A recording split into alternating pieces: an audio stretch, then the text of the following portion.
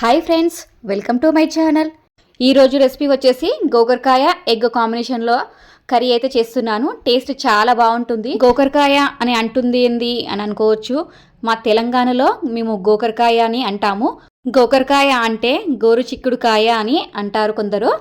ఈ ఛానల్ కొత్తగా చూస్తున్న వాళ్ళైతే సబ్స్క్రైబ్ చేసి లైక్ చేయడం మాత్రం మర్చిపోకండి ఫ్రెండ్స్. గోకరకాయ ఎగ్ కాంబినేషన్లో కర్రీని ఎలా ప్రిపేర్ చేద్దామో చూసేద్దాం. ముందుగానైతే గోకరకాయలను అలా నేను వీడియోలు చూపించే విధంగానైతే ఉంచుకోవాలి. తర్వాత ఒక బౌల్ అయితే తీసుకొని ఆ బౌల్లో వేసేసుకోవాలి. నేను బౌల్లో వేసేటప్పుడు కొన్ని అక్కడక్కడ పడిపోయాయి, వాటిని అయితే అవాయిడ్ చేసేయండి. అవన్నీ బౌల్లో వేసిన తర్వాత తగినంత వాటర్ అయితే వేసేయాలి. నేనైతే 2 గ్లాసెస్ వాటర్ వేస్తున్నాను. తర్వాత 1 టేబుల్ స్పూన్ సాల్ట్ అయితే వేస్తున్నాను. సాల్ట్ వేయడం వలన మనం ముక్కలు తినేటప్పుడు చప్పగా ఉండకుండా మంచి టేస్ట్ అనేది ఉంటుంది.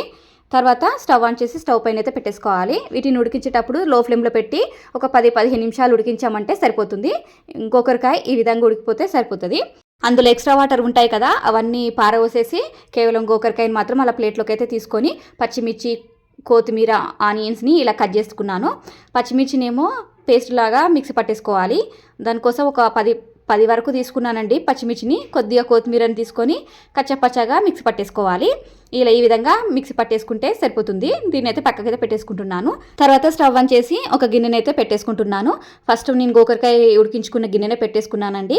గిన్నె కొంచెం వేడైన తర్వాత అందులో 2 పావుల నూనె అయితే పోసేసుకొని ఒక 2 ఎగ్స్ అయితే కొట్టి పోస్తున్నాను. నేను ఒకటే గిన్నెలో కర్రీని మొత్తం ప్రిపేర్ చేసేస్తున్నానండి. అందుకే ఎగ్స్ను కూడా ఈ గిన్నెలోనే ఫ్రై చేసుకుంటున్నాను. ఇలా అయితే మనకు బోళ్ళు కూడా ఎక్కువ తోమనికి పడేయండి, అందుకే నేను ఇలా చూపిస్తున్నాను. గుడ్లను కొట్టిపోసిన తర్వాత కొంచెం సాల్ట్ అనేది వేయాలి. మనం గుడ్డు తినేటప్పుడు చప్పగా ఉండకుండా ఉంటుంది, టేస్ట్ బాగుంటుంది. ఇలా కొట్టిపోయాలి. ఇవి ఫ్రై చేసుకునేటప్పుడు కూడా స్టవ్ని లో ఫ్లేమ్లో పెట్టుకొని ఫ్రై చేసుకోండి. గుడ్లు ఈ విధంగా ఫ్రై అయిపోతే సరిపోతుంది. వీటిని అయితే ఒక చిన్న బౌల్లోకి అయితే తీసేసుకుంటున్నాను. ఇలా బౌల్లోకి అయితే తీసి వీటిని కూడా పక్కకైతే పెట్టేసుకుంటున్నాను. తర్వాత అదే బౌల్లో ఒక 2 పావుల నూనె అయితే పోసేసుకొని ఇప్పుడు మనం కూరని అయితే మరలేసుకుందాము. నూనె వేడెక్కిన తర్వాత మనం ఆనియన్స్ని ఫస్టే కోసేసి పక్కకు పెట్టేసుకున్నాం కదా, వాటిని అయితే వేసేసేయాలి. తర్వాత మిక్సీ పట్టుకున్నాం కదా పచ్చిమిర్చి పేస్ట్ను, ఆ పేస్ట్ను కూడా వేసేసేయాలి. ఇవి వేసిన తర్వాత ఇవి కొంచెం ఫ్రై కావాలి. కొద్దిగా ఒక 5 మినిట్స్ ఫ్రై అయితే సరిపోతుంది. ఇలా ఫ్రై అయిన తర్వాత 1 టేబుల్ స్పూన్ అల్లం వెల్లుల్లి పేస్ట్, 1 టేబుల్ స్పూన్ పసుపును వేసి ఇవి పచ్చివాసన పోయేంత వరకు ఫ్రై చేసుకోవాలి. ఇవి పచ్చివాసన పోయక ముందుగా వెంటనే మనం కూర వండమనుకో అల్లం వెల్లుల్లి పేస్ట్ అనేది స్మెల్ అనేది వస్తుంది, కాబట్టి అలా వేయకండి. ఇలా ఇవి ఫ్రై అయిన తర్వాత మనం ముందుగా గోకరకాయను ఉడికించుకున్నాం కదా, ఆ గోకరకాయను అయితే వేసేసుకోవాలి. గోకరకాయ మొత్తం వేసిన తర్వాత ఒకసారి కలిపేసుకొని మూత పెట్టి ఒక 5-6 నిమిషాలు మగ్గించుకోవాలి. ఇవి మగ్గించుకునేటప్పుడు స్టవ్ని లో ఫ్లేమ్లో పెట్టుకొని మగ్గించుకోండి. ఇలా 5-6 నిమిషాల తర్వాత ఇలా మగ్గిపోతుంది. ఇలా మగ్గిపోయిన తర్వాత మనం ఫస్ట్ ఎగ్గుని ఫ్రై చేసుకున్నాం కదా, ఆయిల్లో ఫ్రై చేసుకొని పక్కకైతే పెట్టేసుకున్నాం కదా, ఆ ఎగ్గుని అయితే వేసేసుకోవాలి.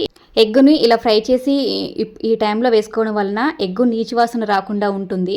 కొందరేమో అందులోనే కొట్టి పోస్తారు, అలా పోస్తే కొంచెం నీసు వాసన అనేది వస్తుంది. కాబట్టి ఇలా ఫ్రై చేసుకున్న తర్వాతనే మనం కర్రీలో యూజ్ చేసుకోవాలి, అలా అయితే నీచు వాసన రాదు. ఎగ్ వేసిన తర్వాత ఒకసారి కలిపేసి మరొకసారి మూత పెట్టేసి ఒక 3-4 నిమిషాలు స్టవ్ పైన ఉంచేసుకోవాలి. 3-4 నిమిషాల తర్వాత ఇలా మంచిగా ఫ్రై అవుతుంది. ఇలా అయిన తర్వాతనే మనం వాటర్ అయితే పోసుకోవాలి. వాటర్ అంటే ఎసరు అయితే పోసుకోవాలి. ఇక్కడ నేనైతే 1.5 గ్లాస్ అయితే ఎసరు పోసుకుంటున్నాను. మీకు ఎసరు కావాలనుకుంటే పోసుకోండి, ఎసరు లేకుండా కేవలం ఫ్రై లెక్కనే కావాలి అనుకుంటే ఎసరు పోసుకోకండి.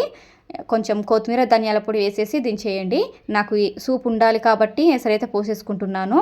ఇలా ఎసరు పోసుకున్న తర్వాత ఒక 10-15 నిమిషాలు ఉడికించుకున్నామంటే కర్రీ ఆల్మోస్ట్ ప్రిపేర్ అయినట్లే. లాస్ట్లో 2 టేబుల్ స్పూన్ ధనియాల పొడి, కొంచెం కొత్తిమీర వేసి ఒకసారి కలిపేసుకొని మూత పెట్టేసి స్టవ్ ఆఫ్ చేసేసుకుంటే ఎంతో టేస్టీ గోకరకాయ ఎగ్ కర్రీ రెడీ. టేస్ట్ మాత్రం చాలా అంటే చాలా బాగుంటుందండి. మీరు కూడా ఒకసారి ఖచ్చితంగా ట్రై చేయండి. ఇలా నేను చెప్పినట్టు ట్రై చేయండి. గోకరకాయ ఇష్టపడిన వాళ్ళు కూడా చాలా అంటే చాలా ఇష్టంగా తినేస్తారు. ఈ రెసిపీ మీకు నచ్చినట్లయితే ఒక లైక్ చేయండి. అలాగే ఈ ఛానల్ కొత్తగా చూస్తున్న వాళ్ళైతే సబ్స్క్రైబ్ చేసి లైక్ చేయడం మాత్రం మర్చిపోకండి ఫ్రెండ్స్. స్టవ్ పై నుండి దించేసి ఒక సర్వింగ్ బౌల్కి అయితే సర్వ్ చేసేసుకుంటున్నాను. చాలా అంటే చాలా బాగుంది టేస్ట్ మాత్రం. మరొకసారి అయితే చెప్తున్నాను, దీనినైతే ఖచ్చితంగా ట్రై చేయండి. టేస్ట్ ఎలా వచ్చిందో నా కామెంట్ బాక్స్లో అయితే షేర్ చేయడం మాత్రం మర్చిపోకండి ఫ్రెండ్స్. మరిన్ని ఈజీ అండ్ టేస్టీ రెసిపీస్ కోసం ఈ ఛానల్ని అయితే ఫాలో అవుతుండండి friends. Thank you for watching this video.